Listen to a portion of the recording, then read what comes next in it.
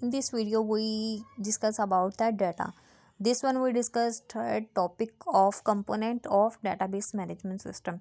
What is data? Data is a raw information that the database stores. अब raw information क्या हो सकती है कि हमारे पास एक unstructured डाटा, अनकम्फर्टेबल डाटा जिसको हम बोल सकते हैं एंटिटी एंड ऑब्जेक्ट्स. अब जो एंटिटी और ऑब्जेक्ट्स होंगे वो मिल के हमारे पास रॉ इन्फॉर्मेशन की कलेक्शन होगी. अब जो कलेक्शन होगी वो हमारे पास क्या होगा? डाटा होगा, जस्ट डाटा. अब जो इन्फॉर्मेशन होगी वो ना ही ऑर्गेनाइज होंगी ना ही वो स्ट्रक्चर्ड होंगी, जस्ट वो एक अनऑर्गेनाइज्ड. और यूजुअली हमारे पास जो रॉ इन्फॉर्मेशन होती है वो हमारे पास डाटा होगा. अब डाटा को हमने स्टोर करना है डाटाबेस में, तो हमारे पास वो डाटाबेस कहलाएगी.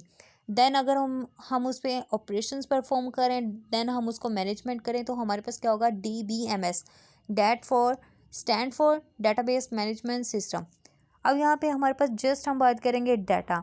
अब डाटा एक रॉ इन्फॉर्मेशन है. अब रॉ इन्फॉर्मेशन को हमने स्ट्रक्चर बनाना है, एक कंप्लीट इन्फॉर्मेशन बनाना है एंड प्रोसेस बनाना है.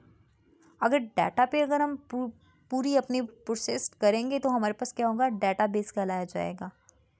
अब डाटाबेस पे कुछ हम उसको ऑर्गेनाइज करेंगे, डाटाबेस मैनेजमेंट सिस्टम पे रूल्स लगाएंगे, मैनेजमेंट करेंगे, तो हमारे पास पूरी एक स्ट्रक्चर फॉर्म होगी जिसको हम कहेंगे डाटाबेस मैनेजमेंट सिस्टम. अब डाटा एक्सेस लैंग्वेज, अब हमने डाटाबेस भी बना दी, डाटाबेस में हार्डवेयर भी हमने यूज़ कर लिया, सॉफ्टवेयर भी यूज़ कर लिया, और हमने database management system rules regulations and component भी पढ़ लिए.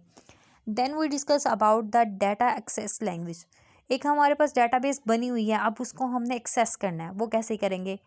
अब मैंने सबसे पहले बताया कि अगर हमने डाटाबेस बना रहे तो एक कोडिंग है, एक सर्च क्यूरी है, जिसको सर्च क्यूरी कह रहे हैं या क्यूरी लैंग्वेज भी कहते हैं.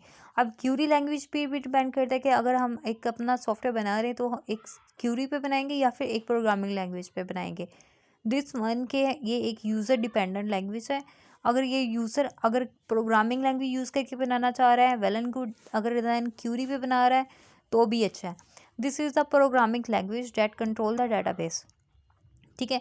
अगर एक अननोन आईडी पर्सन यूज़ करेगा कि हमने डाटा को एक्सेस करना है, तो उसको सबसे पहले डाटाबेस की सबसे जो मोस्ट कॉमनली जो डाटाबेस यूज़ हो रही है वो एसक्यूएल हो रही है. SQL stand for structure Curie language.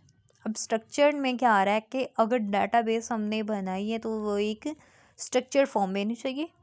Curie का क्या मतलब होता है कि एक कीवर्ड हमने दिया, एक कीवर्ड है ना जिसको हम बोलेंगे क्यूरी.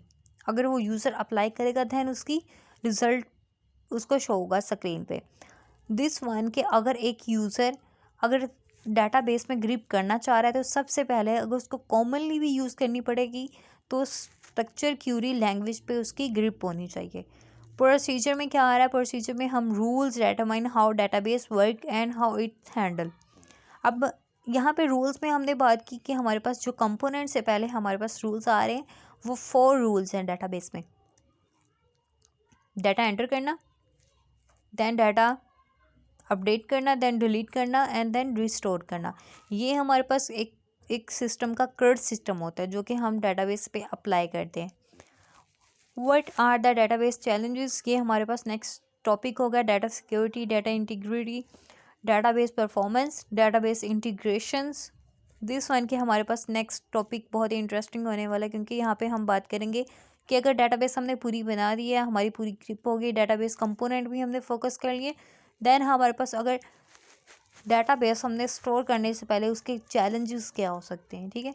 अगर हम बात करें तो एडवांटेजेस भी हैं, डिसएडवांटेजेस भी हैं, तो हम यहाँ पे बात करेंगे डाटाबेस चैलेंजेस जो कि हमने एक डाटाबेस बनाते हुए जो फेस किए हैं.